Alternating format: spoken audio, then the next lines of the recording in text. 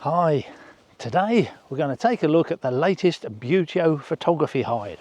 I've been using Buteo hides now for several years, and this is the latest of their low profile lie down hides. They call it the Falco Hide, and this is now the Mark IV, generation number 4. The big selling point of all of their hides for me is the speed that they go up, and I use hides a lot. I'm always putting hides up, and the normal hide, the single person hide that's about so high, that just pops up instantly, and you can fold it almost as quickly as well. This does take a little bit longer, probably about a minute to put this one up, I think, but I do have my own low profile hide which came from a garden centre, and it's like a low greenhouse, and it came with a plastic sheet that went over it. Well, I threw the plastic sheet away and I got my wife to make me up a camouflage cover for it. So you've got the framework, and that would take me 15-20 minutes sometimes to assemble it all. You can never remember what order the joints and the various pipes go in, so it's very slow to put up. This much quicker. So it comes in this case that's got the straps on it for wear it like a rucksack. On the outside here there is now a small pocket where you can keep your tent pegs and guy ropes and stuff like that, which is handy rather than having to put them inside. And then we unzip it.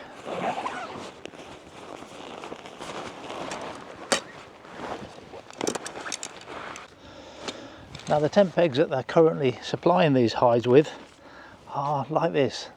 They're a little bit on the short side, and there's nothing at the end that you can push on.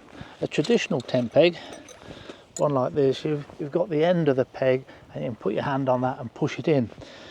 There's nothing to push with these, so I've immediately replaced them with a more traditional tent peg. That suits me better. To push these in, you've got to do it with your foot. You've got to put that in the ground and then get your foot onto it and push it down. Otherwise it just goes into the palm of your hand. But I've got loads of tent pegs at home, so that isn't an issue for me, and they're very cheap anyway. But to actually get this hide up, you only require 4 tent pegs. The trouble is the ground everywhere is baked hard. We're having a really hot summer in the UK, so getting any tent peg in currently is quite difficult. Now built into it are these tent poles, very similar to get into a modern tent, these sort of things, and they form the ribs of the support. The first thing you've got to do is undo those ribs. So you go to the bottom, the base, and here they are, and they come apart at this point. You just have to pull that out. Now that has always been a problem, because when you actually leave it standing, dirt gets into the hole here, and it's a tight fit to start with. Once you've got a bit of dirt in there, when you come to close it down again and pack it away, you try pushing the pole into that hole, it won't go in because it's such a tight fit. So what they've done on this one, they've improved it. There's now a little cover, and you put this cover into the hole,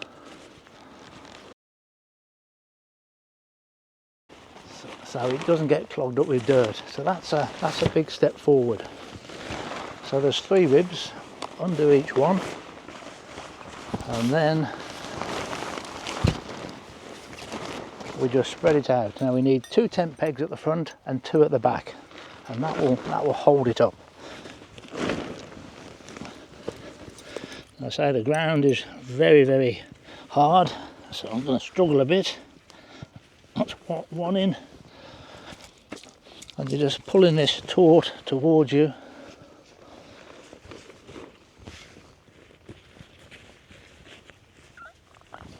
And then round the back, another 2 tent pegs. Just pull this towards you.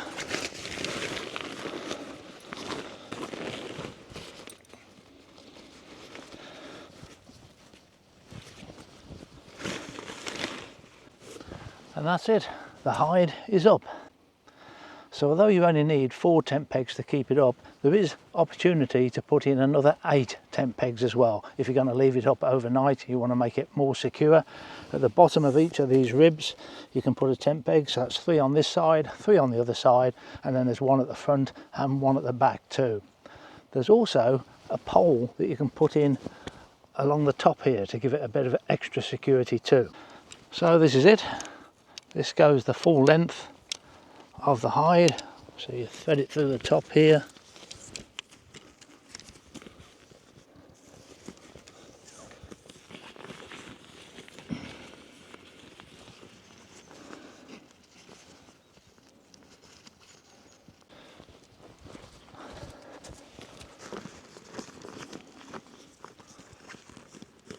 There's also the opportunity to put guy ropes onto it if you want. There's a place there you can attach a guy rope which they supply. So with the Mark IV there's a lot of emphasis on making the hide more weather resistant. This is the back of the hide, so we have a zipped door.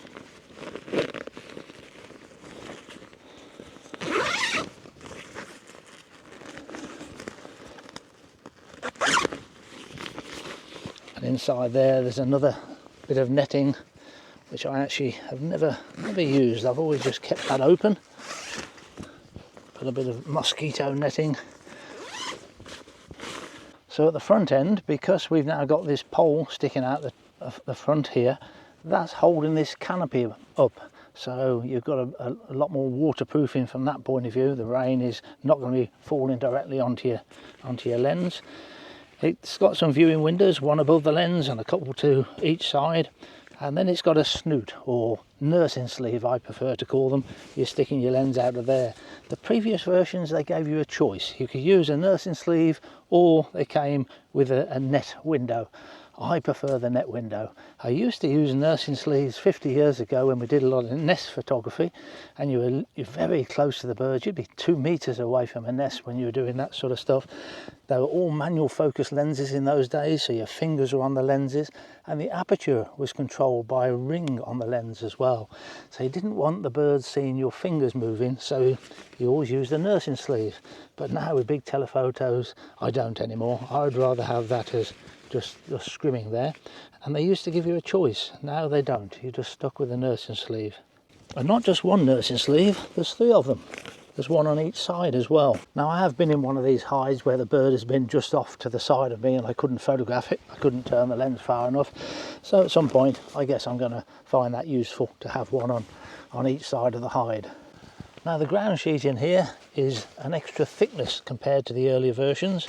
Nevertheless, it's not comfy enough to lie down on, so you need some sort of camping mat. This is one I keep in my car permanently. So I do like low profile hides. You can get a tripod in there. They've put a hole at the bottom of the hide where you can put the tripod leg or one leg outside of the hide. But I'm going to use a beanbag. I tend to find it more convenient. So let's go and see what it's like when we get to the far end.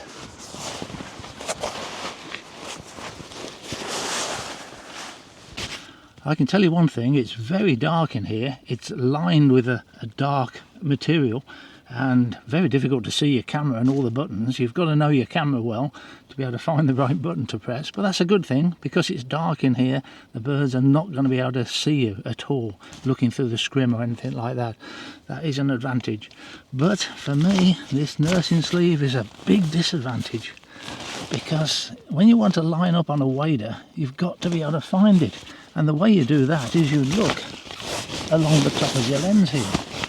And that's more difficult with a nursing sleeve. I can look out of this bit of scrimming here, but it's tiny and it's a little bit higher than the lens. I can see the bird, but then it's when I go down to it, I'm going to have, I can do it like that. I can hold the nursing sleeve up in the air, then I can look along the top of my lens here. Yeah, I can do it like that as well. Yeah, that is copable with. Now we have got a bit of a gap here now. It used to be that was filled with scrimming. Now it's just a gap. But normally I'm going to be photographing things at a sufficient distance that's not going to be a problem. And my hand isn't normally here at all. My hand is normally right back.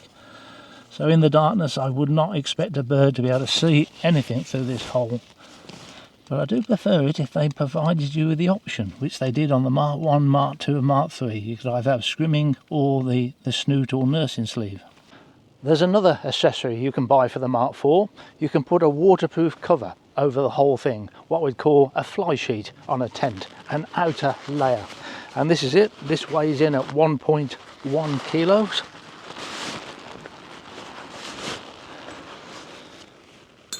Now it tells you in the instructions that you should remove the front rod here.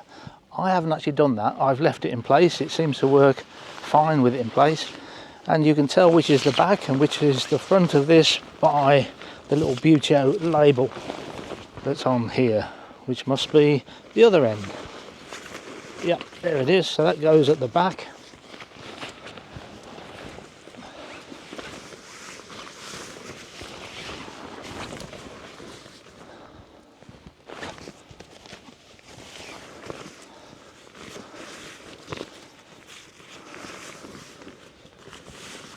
And this also requires a few tent pegs.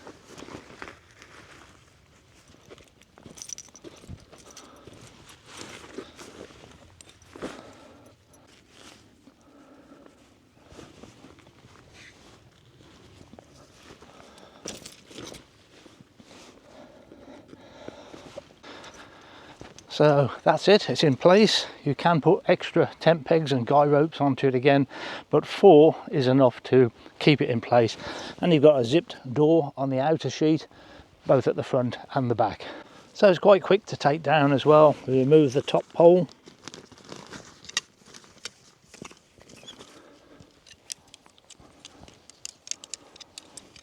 And then take the tent pegs out. I'll just do up the back door as well.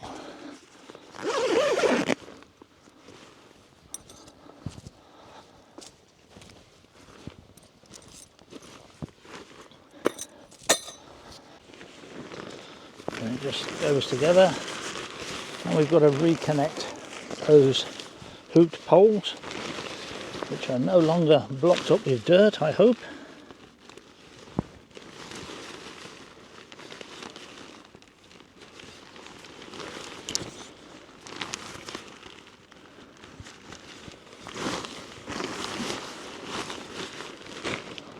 And that's it, back into the bag, and we've folded it. Now another noticeable difference between the Mark IV and the earlier versions is when you want to fly abroad, that's a bit big. I don't think that would go in my suitcase.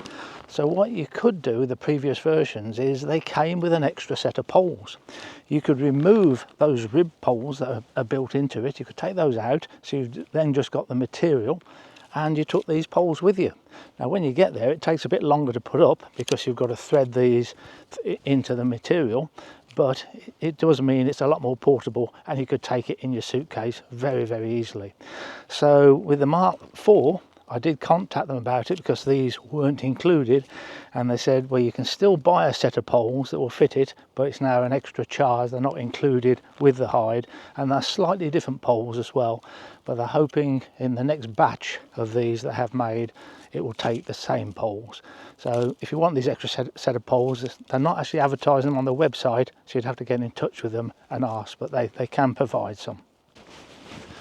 So despite the extra thickness of the ground sheet and the canopy that comes over your lens to keep it more weatherproof, very little extra weight in it. I weighed it with my own scales, and it was 2.1 kilo for the Mark III versus 2.2 kilos for this. So not a lot in it. Thanks for watching.